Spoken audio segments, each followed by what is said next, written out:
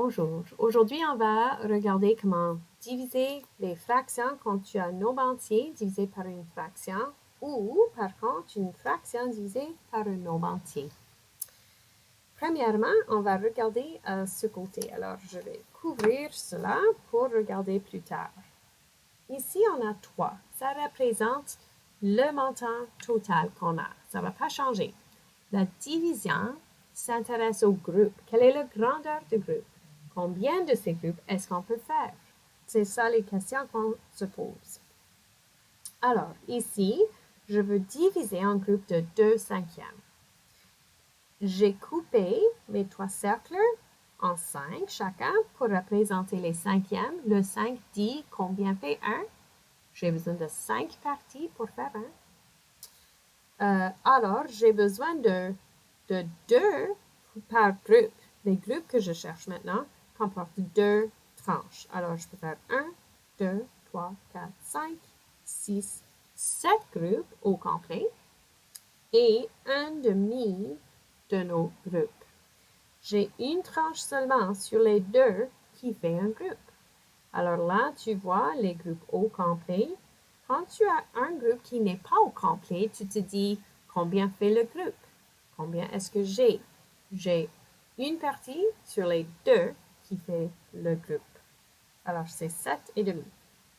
Par contre, si on a 2/5 qu'on veut couper en 3 groupes égaux, cette fois-ci, je vais dire que ceci représente le nombre de groupes parce que c'est plus facile avec les nombres entiers. Je peux couper en cette direction après avoir identifié ce 2/5. Alors, tout premièrement, j'ai mis 5 colonnes.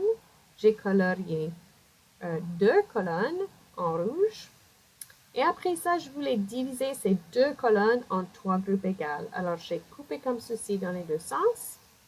Et maintenant, ce qui m'intéresse, c'est combien fait un groupe. Maintenant que j'ai coupé ce que j'ai en 3 parties égales, combien est-ce que ça représente? J'ai 2 tranches parmi les 15 qui fait un groupe. Alors, un groupe est 2 quinzièmes. J'ai 2 sur les 15 qui est là. Maintenant, une autre façon de regarder ceci, c'est avec une droite numérique. Quand on a une droite numérique, pense à ceci comme la destination. Je commence à 0, je fais 1, 2, et voilà, je pose mon drapeau. Après, je veux savoir combien de groupes de 3/4 est-ce que je peux mettre en 2. Alors, je divise en quarts. Le rouge représente les quarts. Je peux faire un groupe de 3/4, 2 groupes de 3/4 au complet.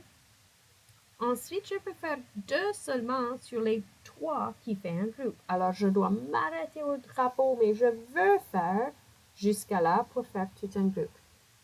Alors, je peux faire 2 en entier et 2 tiers de le prochain groupe. Alors, finalement, j'ai 2 et 2 tiers. Par contre, si je regarde et je fais ici, c'est une fraction divisée par un nombre entier avec la droite numérique, on va regarder le 3/4 divisé en 2 groupes égaux. Alors, combien est dans chaque groupe?